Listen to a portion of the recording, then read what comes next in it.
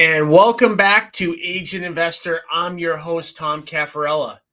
Could U.S. housing prices drop 50% in 2026? An economist actually predicted this in the past couple of months. It's a big article that came out. Big prediction that U.S. housing prices could drop 50% in 2026. On this episode, we're going to talk a little bit about what would have to happen for prices to drop 50%. Is it possible? Could it happen? And also what we think might happen in 2026 and what to consider when building your business in 2026 as a real estate agent. I'm your host of the Agent Investor Podcast, Tom Caffarella. We help real estate agents get off the real estate roller coaster so that they can actually avoid stressing out about whether prices might drop 50%. Our goal is to help agents achieve financial freedom so that they never have to consider whether or not they're going to sell enough houses in 2026 or really any year. And we do that by teaching what we call the agent investor model, where we blend being a real estate agent and being a real estate investor to learn more about how to become an agent investor. Watch my on-demand webinar at any time at www.partnerwithagentinvestor.com. We'll teach you how to flip homes. We'll teach you how to do it without putting up any of your own money. We'll teach you how to invest in passive assets so that you don't have to stress out about whether 2026 will be a good year. There is a lot of stress and anxiety going into next year because there are a lot of unknowns. And in fact, more so than really in any time that I can remember. I got my real estate license in 2005. And really the last time I feel like there was this much stress and anxiety in the market was probably around that 2007, 2008 era, which, as we all know, saw big changes and big shifts in the real estate market. Could we be there again? Could we be back to that point again? We'll talk about that today. We'll talk about all the variables, all the forces, and whether, like I said in the outset, could prices drop 50%? Could real estate transactions go up or could they go down? How is it going to impact your income? And more importantly, more than anything else, because none of us really have a crystal ball, but more than anything else, how can we control the controllables that impact us? Let's talk about that today. All right, so the article mentioned that they believe real estate prices could fall, in fact, 50% in 2026, which would be by far the biggest drop since we've been recording real estate prices year over year. That would be a much bigger drop than what happened in 2008, 2009 during the financial collapse, the financial calamity that was the 2008, 2009 stock market bubble, real estate bubble, everything. So let's talk about that. So first and foremost, I did say, and I want to be clear about this, and I don't want to avoid directly answering the question, but I have learned the hard way, and I can state for 100% certainty that nobody, and I mean nobody, can tell you with 100% certainty where real estate prices are going to go in 2026. And one of the reasons for that is because there are so many variables and forces at play that all impact one another. Let me just give a simple example. And we all know kind of we're definitely in a little bit of a market shift right now. Well, not a little bit of one. We are in a market shift right now. And one of the things, actually, let me tell you two things that kind of happened in the past 5 years that I would say really few people predicted, and how, making predictions like this is so unpredictable. All right. So 2022, early 2022, we had mortgage rates at, 3.5%, 4%, right? We had low inflation, right? And at that point, we had low mortgage rates for a long time. And I can remember having a lot of conversations with people that, it seems like inflation is ticking up and it seems like mortgage rates could go up. Maybe mortgage rates get to 4.5%. maybe mortgage rates get to 5%. But if they do get there, it'll take a long time. We're at most, maybe we get to 5.5% over the course of 2 or 3 years. And then boom, within 6 months, we were at 8% interest rates. Mortgage rates went up 2.5 times. Okay. I'm just stating how unpredictable things are. And if you were to have told me back in 2022 that mortgage rates would have gone from 3.5% to 8%, I would have told you that prices would have come way down. I mean, in 2022, we had already been talking about real estate prices going up for quite a long time. People having trouble with affordability. And now you're 2.5 timesing what their interest is going to be on a loan. And you know what happened in 2022, 2023, 2024? With those interest rates going up more than double, we actually still got price appreciation. If that doesn't tell you how unpredictable that stuff is, nothing will. Now, let me give you one more example just of the unpredictable nature of all of this stuff. Okay? 2025. We're still in 2025. But as of this recording, I'm recording this December 2nd, 2025. May of 2025. We still had, we put on over 100 flips a year onto the market. We still had, in May of 2025, buyers bidding more than asking, buyers, lining up at open houses, making a ton of offers. Now, if you were to ask me in May, how is the year going to finish out? I would have said the year's going to finish out strong. Prices are going to keep going up. If you're telling me that unemployment really hasn't changed, if you're telling me that inflation is starting to get under control, if you're telling me that the Federal Reserve is going to drop the federal funds rate and mortgage rates we're going to get to about 6.25, high fives for certain people, I would have said, well, if in May 2025, buyers are out in droves making offers, why would that change in October or September of 2025 without any real changes in the economy? But here we are, December of 2025. Most of the properties that we're putting on the market right now, yes, they are still getting offers. And yes, we still are getting reasonably good prices. We're not getting overbidding like we had. And in a lot of cases, we are taking offers that are a little bit less than asking.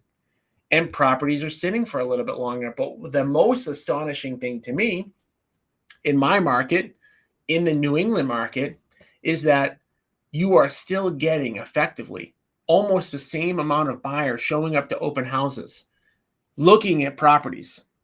And they're just kind of like not making the offers, not making as many offers, not making as aggressive of offers as we had.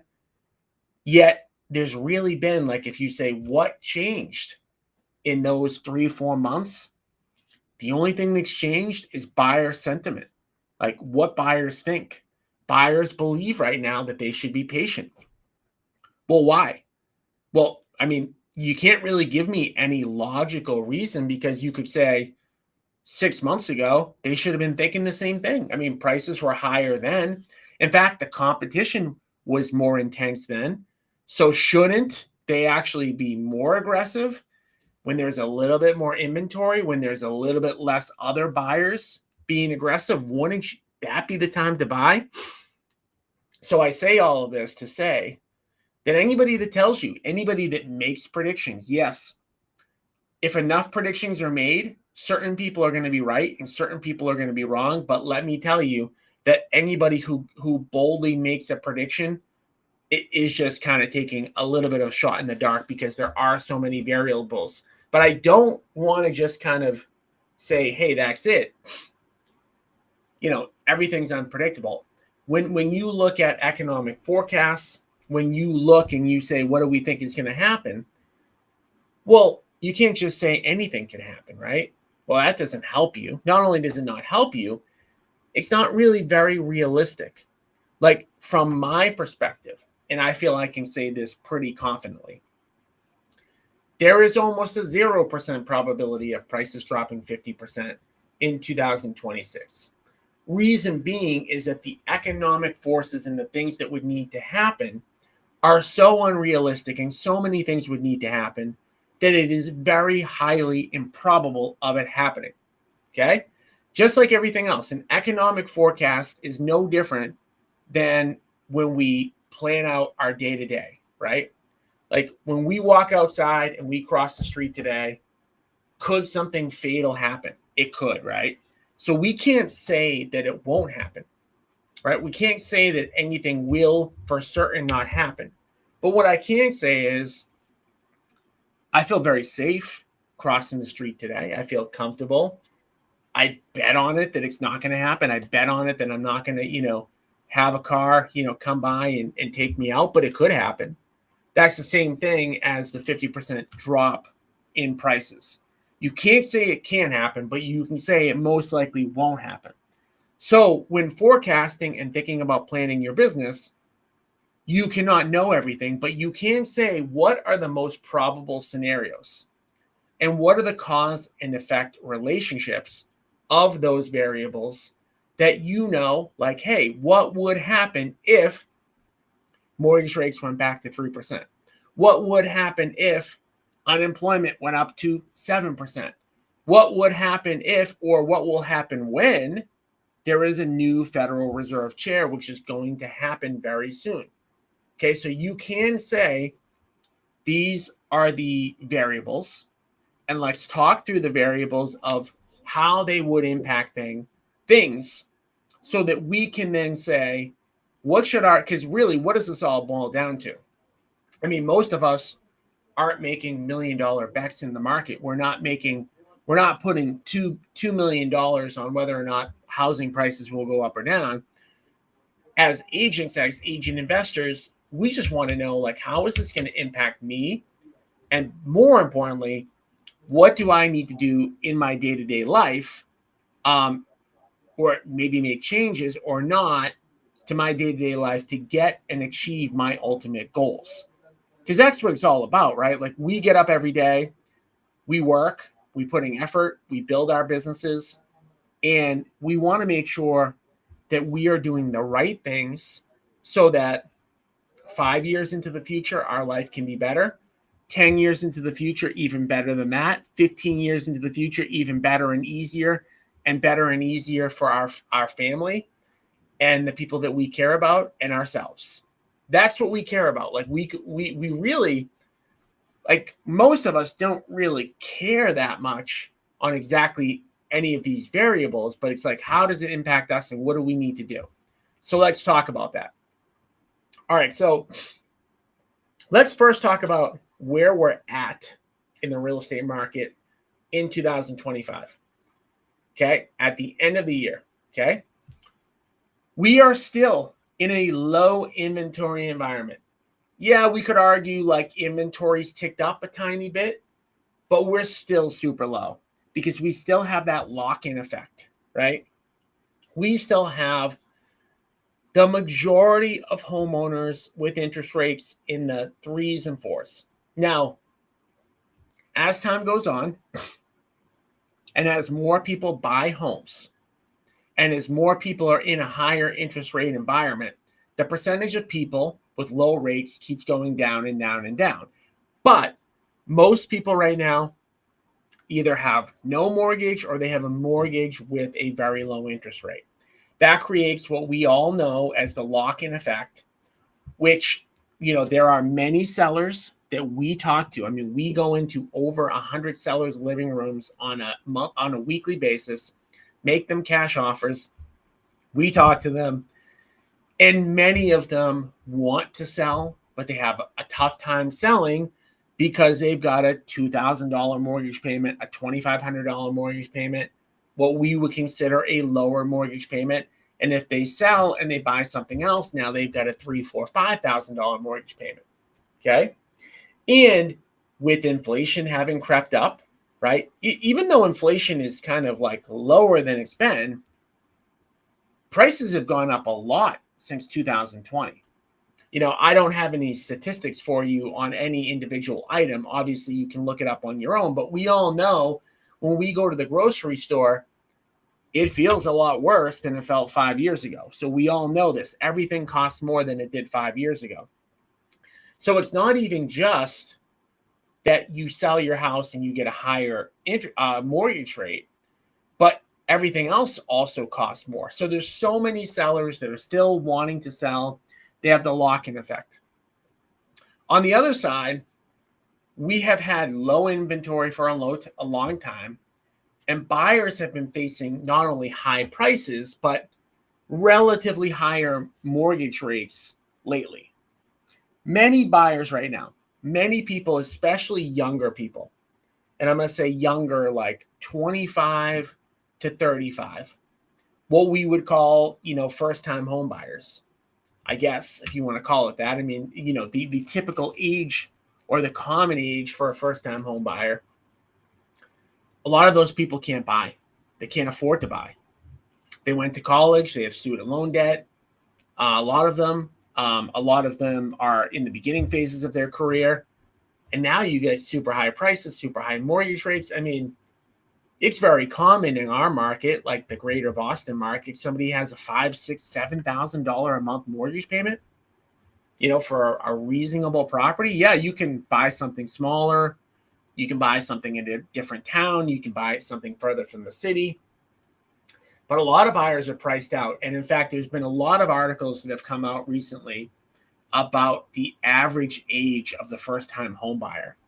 And it is getting older and older and older, to the point where when we talk about first-time home buyers now, I think about the age of people that are more my age. 43 years old, I'm 43, like first-time home buyer. Geez, that's crazy that you would have bought.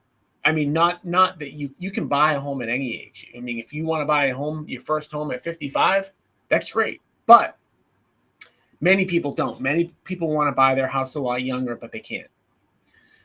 Where are we at in today? We still have inflation higher than we want it to be. It is not, raging like it used to be. Back in 2022, I think we hit over 10%, which means the value of your dollar fell more than 10%. If you had $1, it's now worth 90 cents. It can now buy 90 cents worth of stuff. So inflation is higher. Where we're at in the labor market. So there are definitely cracks in the labor market now. Cracks meaning that if you use a website like CNBC or any like Bloomberg or whatever, and you log in every day like I do, and you check the market and you kind of just read up on what's going on, you will see for sure that there are absolutely layoffs happening all the time now. And you see these big companies, they're doing layoffs. One could argue what the reasons are. There are many reasons why companies lay off. At the end of the day, the reason most companies are laying off is they need to save money, and in a lot of cases, it's because they're not making the money that they used to. So, the unemployment rate has gone up. It feels like it's increasing and not decreasing. It feels like the labor market is getting a little bit less. I did see an article by Indeed, or that referenced Indeed, that there are fewer job postings than there have been in quite a bit. So again, when we're talking about like predictions, right? I want to go back to a couple of those items as well. It feels like the labor market is going to keep getting worse. Now, that doesn't mean that it can't improve. Doesn't mean that it can't improve, but it feels like it's getting worse right now. Now, where we're at with buyers and sellers, we are at an interesting point where we're kind of at a standstill.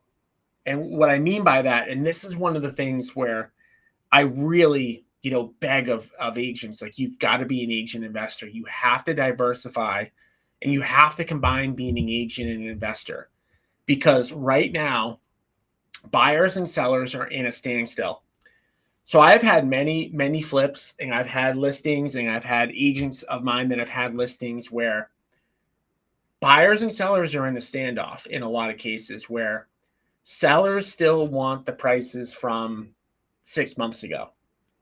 Now, buyers, on the other hand, in a lot of cases, a lot of them aren't willing to be reasonable. And I'll just give you, like, I'll talk numbers just as an example. And I'll talk about like my flips, right?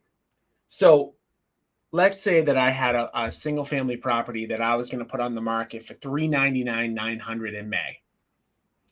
In May, my anticipation of that property would be that we put the property on, property that I thought was worth 400, or maybe I thought it was worth 410, so I listed a little bit lower. But what was happening in May for that property is that property would get listed. We'd have a pretty busy open house, 10, 15, 20, 25, 30 people, depending on the market.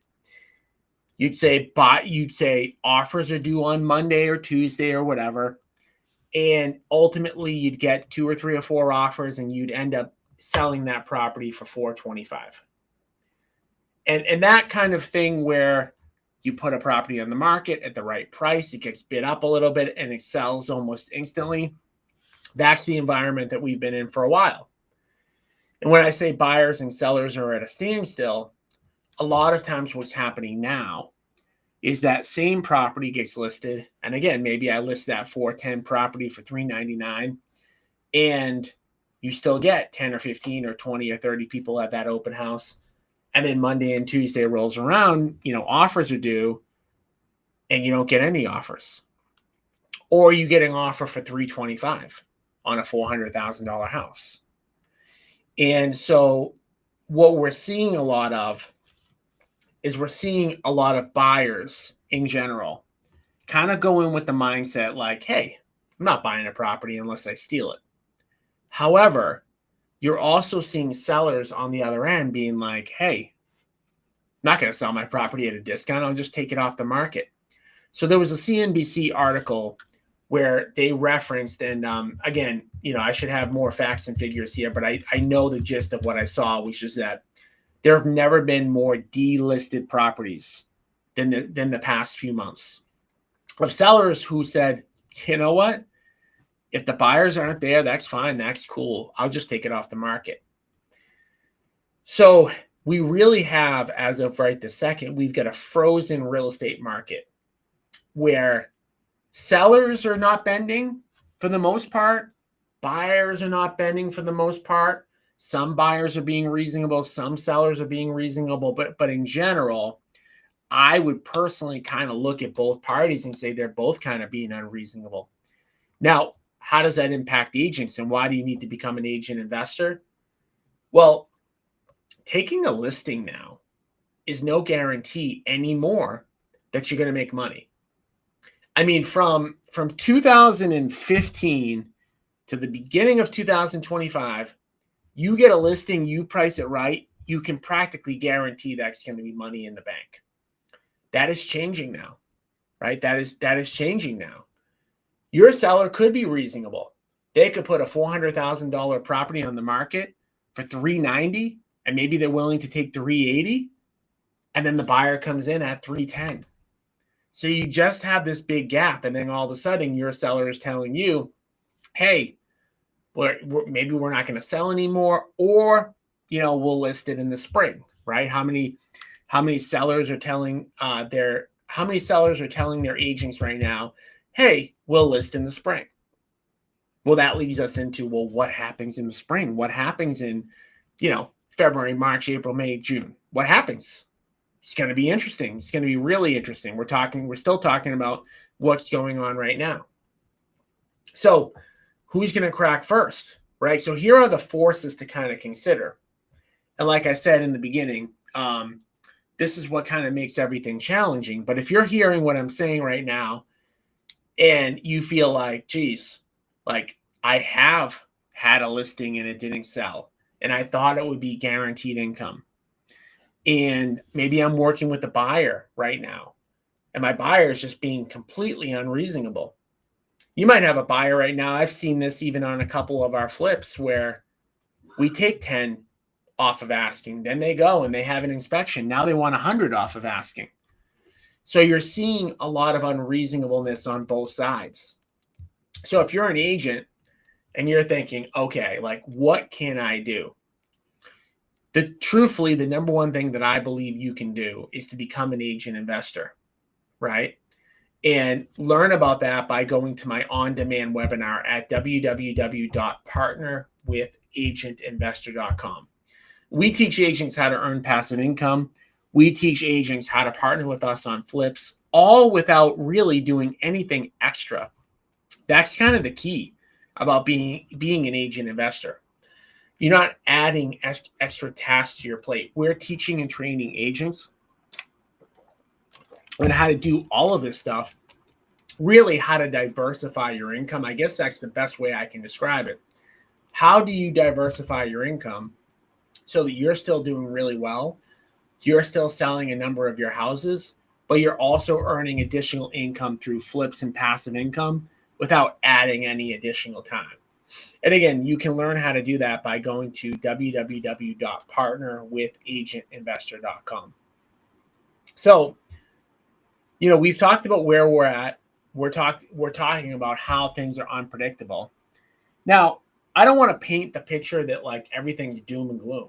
I'm more painting the picture that there is legitimate uncertainty that cannot be guaranteed, right? So what are the things that could happen? Because again, I can guarantee you that somebody is telling you right now that you could have a banner year in 2026, that real estate agents are going to crush it in 2026. They're going to kick butt in 2026. And I'm here to tell you that could happen. That could happen. But why not diversify your income? Like, why hope that the variables are going to change in your favor? Why not force them to happen? So factors to consider in early 2026. What's going to be the seller and buyer mindset? Buyers feel like buyers and sellers, they're both being super patient right now. Who's going to crack first? And what's going to happen? That seller who took their property off the market and said, we're going to list in the spring, are they definitely going to list in the spring? Is there going to be a flood of inventory that comes onto the market in the spring? And what are buyers going to do if there is? Or are these buyers who think they're going to get crazy good deals, do they come to the point where they're like, I really want to buy a house. I'm sick of playing these games. Another variable, mortgage rates. Where are mortgage rates headed? Huge impact, right? It's funny. There's a lot of buyers that are waiting on the sidelines right now that are saying, I know mortgage rates are going to come down. I will wait until then. It's kind of an ironic thing because it's probably the worst advice that they could give themselves. Because what's the best advice that they could get right now? If we knew today that mortgage rates are going to go from, call it 6% today to 4.5%, the best advice they could get today is find the property that you love, buy it, and then refi it. Because their advice that a lot of them are giving to themselves, and sometimes even agents are giving them this bad advice. What do you think is going to happen if mortgage rates go down to 4.5% overnight? Well, it's a funny thing because what I can guarantee would happen. Mortgage rates went down to 4.25% tomorrow. You would have buyers rushing in. So what happens when buyers rush in? More demand, higher prices. Now, they're getting the better rate, but now they have higher prices. Whereas today, they could have had a lower price and get the better rate when the better rate becomes available. It's ironic. It's kind of like what they think a lot of times is common sense is going to bite them, could bite them. All right, so what's going to happen with inflation? Again, a lot of predictions there. Cause and effect, right? If inflation goes up and continues to go up, let's say inflation goes to 5%, now the Federal Reserve will not be able to decrease rates. They may actually need to increase rates. So what happens if mortgage rates now in an already cold environment go up to 7.5%? I'm not predicting this. I'm just postulating here. Okay. What's going to happen with employment and wages? I already talked about that. I believe that we're probably I believe that the job market's going to get a little worse. I believe that unemployment's going to tick up. The Federal Reserve has a dual mandate. Their dual mandate, like the two things they're responsible for, they don't have full control over this, but when they raise or lower interest rates, they're both trying to keep low inflation, which they have said they want 2% or under, and they also want high employment or low unemployment. Same thing, right? So if employment gets worse, if unemployment goes up, then there's going to be more pressure to get rates down. We also have another big variable that's going to happen really soon, and it might even be announced before the end of the day today. It's probably going to be announced soon. The current Fed chairperson, okay, is going to be replaced. His term runs out, Jerome Powell. His term is running out in early 2026. It is an almost guaranteed foregone conclusion that he will be replaced by somebody that President Trump appoints. Now, President Trump, whether you like him, whether you hate him, he has been very vocal. He wants lower interest rates. Okay? He wants lower for a number of reasons. Appointing a Federal Reserve chair that you like doesn't guarantee that you're going to get lower rates for a lot of different reasons. One of which is that there's a whole group of Fed Reserve governors that vote. So even if you interviewed somebody and they say, we want lower rates, then you've got a whole other collection of people because there are checks and balances there. It is not a one-person decision. So President Trump wants lower rates. He could put in somebody that says that they want lower rates.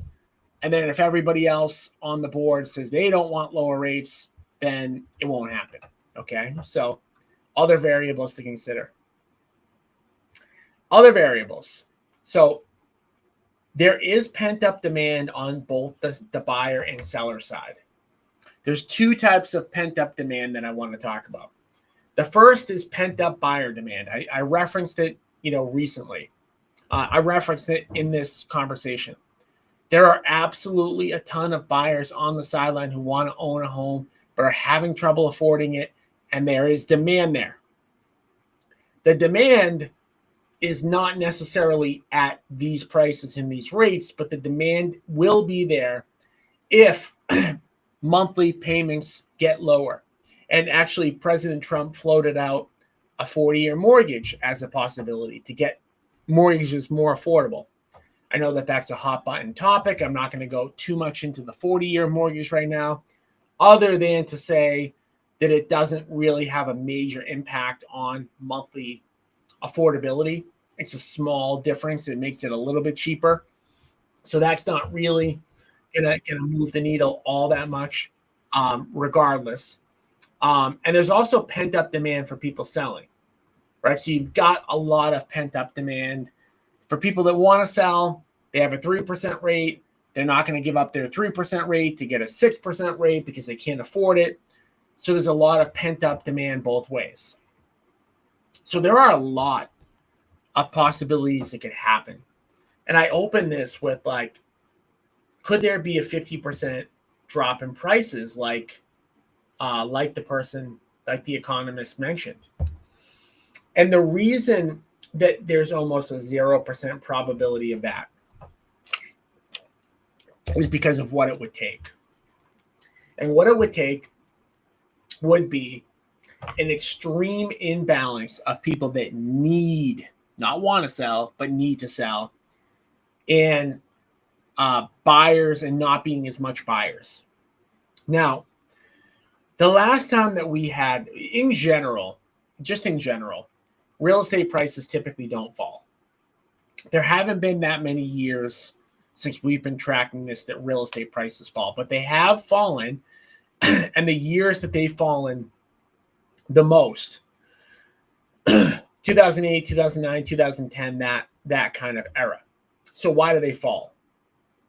We talked about supply and demand. How could there be a whole lot of supply where the sellers need to sell? What happened in 2008, 2009, 2010? The answer is foreclosures. So if there were a whole bunch of foreclosures, and there is a possibility, foreclosures are ticking up. But here's the thing. Why is it highly improbable that it'll happen in 2026? Because it takes a long time to foreclose on a property, especially where we live, especially where I live in New England. From the day that somebody stops making a mortgage payment until the bank takes the property back, and then they take it back, and then they have to put it on the market, and then they have to sell it, that's like a 3-year window. Legitimately. I know for some people that might sound crazy, but if you stop paying your mortgage today, it's going to be like 2 years before the bank buys it back. And then they go through a process, a long process, unfortunately, of getting that property onto the market. So what I will say is, once you start seeing a lot of or you start to see foreclosures on the market, like bank-owned properties, and we saw this, like I went through this in the early phases of my career. When you start seeing bank-owned signs, foreclosures and whatnot, now we can start talking about bigger drops. Until then, what we are likely to see for pricing in 2026,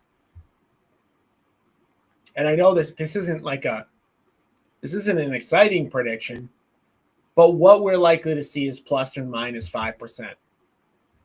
It's what we're likely to see.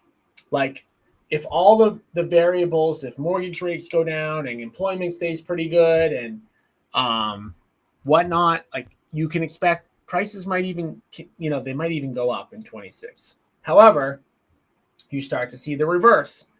Inflation goes up and mortgage rates go up and unemployment goes up a little bit. And now you're starting to talk about an environment where we could lose 2 or 3 or 4 or 5%. So, this all goes back to the beginning where it's like, predictions are fun. It's fun to talk about this stuff. It's one of my favorite topics. It's like a cool, like, hey, let's grab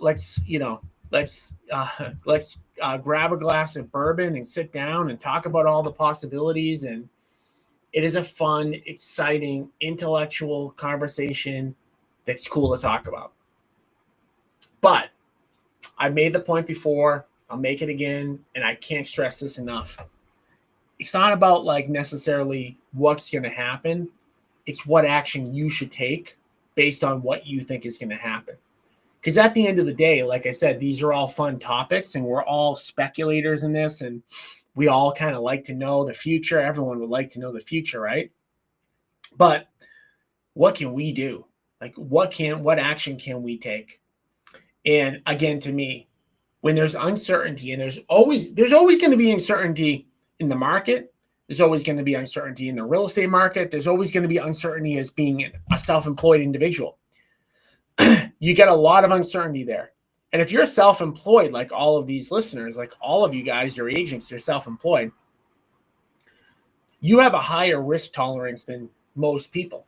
But you should still diversify your income. You should still be looking for fix and flip opportunities and partnering with us.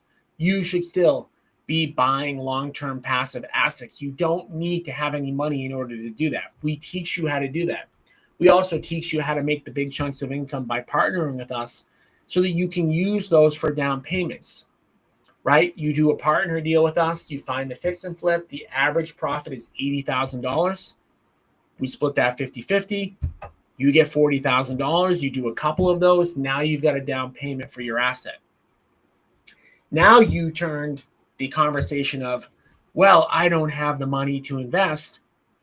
Now I do. Now I've got 80 grand. Now I've got 100 grand. Now I've got 60 grand, whatever it is that you earn by partnering with us. That's found money. That's money that you wouldn't have had, right? So most agents think, well, that sounds cool, but I haven't come across a deal to flip. Well, that's what we teach you on my on-demand webinar. Go to www.partnerwithagentinvestor.com. Take the time. Like if you're listening to this, tune into that. If you thought, you got some value out of listening to what I had to say today, tune into that. Go to www.partnerwithagentinvestor.com.